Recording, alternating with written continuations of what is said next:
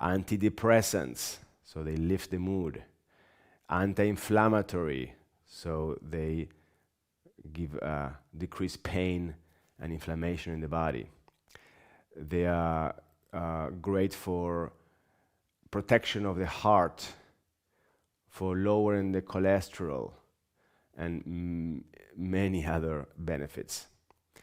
Vitamin D, we also talked about in other installments, is a fat-soluble vitamin.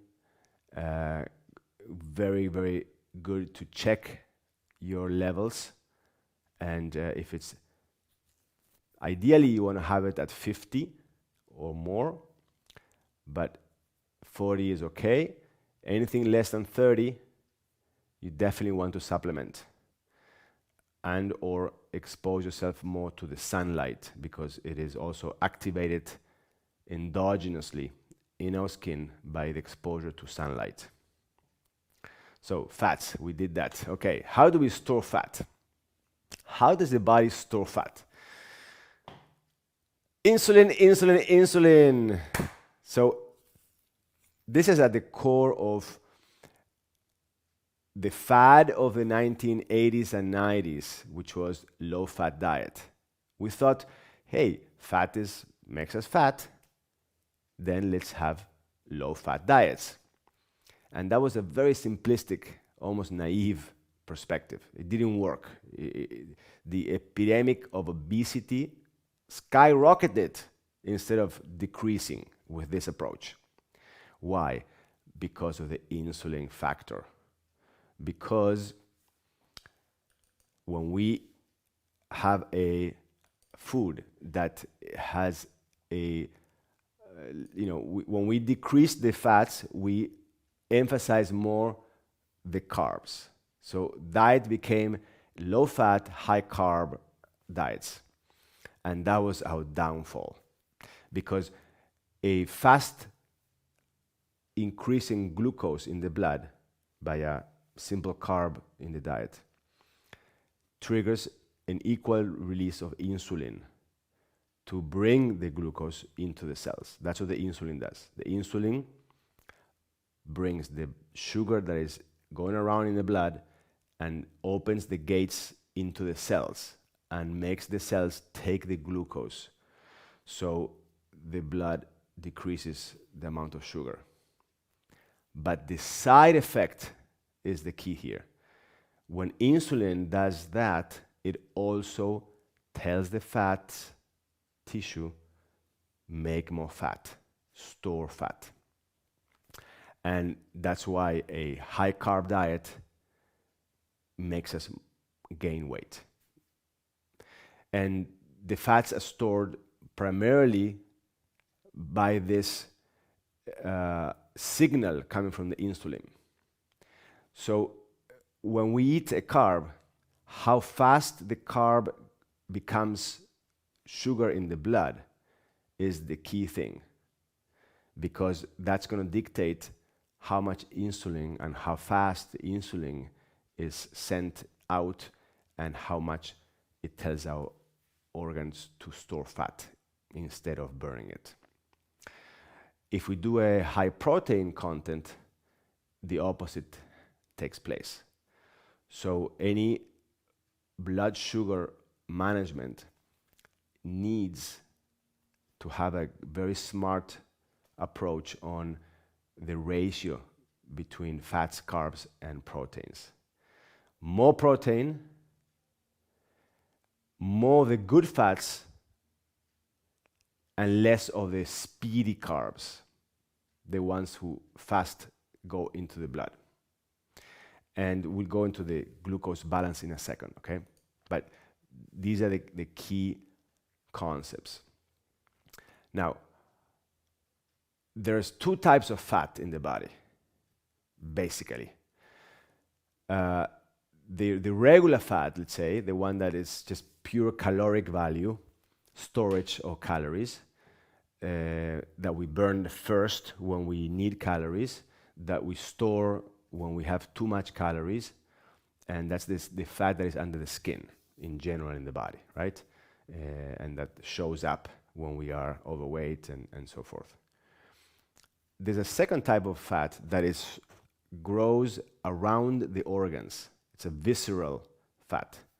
And that fat is not just fat. It is also an endocrine gland. That kind of fat cells secretes a variety of hormones. And these hormones can cause problems. So this endocrine active type of fat has a variety of negative impact across organ systems. And that's the one we have to be more aware of. And then, yeah, of course, when we age, we tend to deposit more fat. In women, it happens a lot based on estrogen, less estrogen, more fat. And also stress. Guys, stress has a direct impact on weight. More stress, more cortisol. More cortisol, more fat deposit. So management of stress dictates how much fat we store. And then alcohol, we all know the beer belly. Alcohol is a pure carbohydrates, okay, 100%. And it makes the body store fat as well. So these are factors to take into account. We talked about the emotions, how they affect the weight. This one we touched upon in other classes, but I want to just reiterate it, okay? Because sleep and weight go hand in hand. More sleep, less weight. Less sleep, more weight. How? Through these two hormones, ghrelin and leptin. Ghrelin and leptin. One tells the brain, I'm full. The other one tells the brain, I'm hungry. So when you don't sleep, leptin goes down and ghrelin goes up. In other words, when you don't sleep enough, you eat more through this hormone that is secreted in the lack of sleep. And when you sleep more, the opposite is like a up and down, right? They go up and down depending on sleep. And one tells you to eat more, the other one tells you to eat less. So if you want to lose weight, you gotta sleep more. Want to lose weight, have to sleep more. So really remember this, okay? The concept at least. Okay, so this is what I want to go over a little bit, is managing glucose response.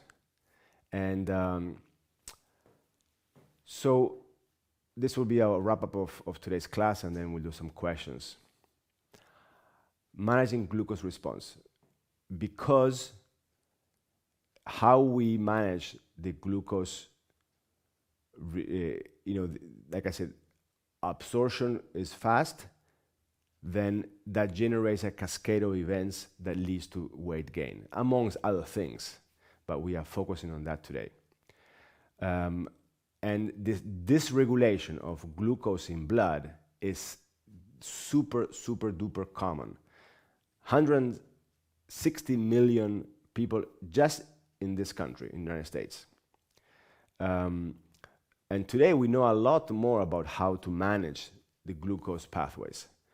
The key is an even pace of digestion so that the absorption of glucose is steady and controlled, and hence the secretion of insulin doesn't spike or dip.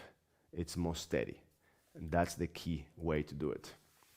So what are the ingredients that we have to keep in mind so that we can have a paced absorption of glucose? How can we nutritionally manage the glucose metabolism and hence weight management? We want to have 30% of protein ratio. Higher protein in general, everybody. That's the idea. Higher protein. And what kind of proteins? Well, what's called BCAA, branched chain amino acids. Okay, protein is composed by amino acids, the building blocks, and some of them, the BCAA, the branch chain ones, have the studies associate them with weight management and other forms of beneficial health markers. So pea and rice proteins have a bunch of these amino acids. So good to have those kind of protein sources. If you are doing a nutritional shake for breakfast, for example, or after you work out, it's the best ones we recommend are not the ones that are based on whey or even soy. The best are the ones that are based on rice or pea. The other thing that we want is that the carbs that we eat have a slow release carbs and fiber. Both of those things are going to slow the absorption of glucose. Slow release means that the starches, like for example, there's ways to treat the amylopectin is one of the two starches. Amylose and amylopectin are the two starches, types of a carb. And you want to get the ones that are slow release. Sweet potato is a great example of a slow release type of starch. Healthy because the glycemic index and the glycemic load, which we have covered in other classes, is low, and that's what we want. The lower the index or the load, the slower it absorbs in the blood and the less it spikes the insulin. And then arginine, L-arginine is also a good one to consume in isolates of protein, other proteins like in shakes or foods that have arginine. You can look it up in the internet or by itself as a supplement. Arginine holds muscle mass and helps in weight management. So branch chain amino acids, we talked about this. These are the three types of amino acids: leucine, isoleucine, and valine, and they have a good effect on insulin regulation, and they help maintain body mass as well. So to balance your blood sugar, then just generic, okay? Better to eat small and more frequent meals than larger and more spaced out. Why? Insulin, insulin, insulin. A larger meal spikes more the insulin, and then the bigger the space between meals, the more it dips.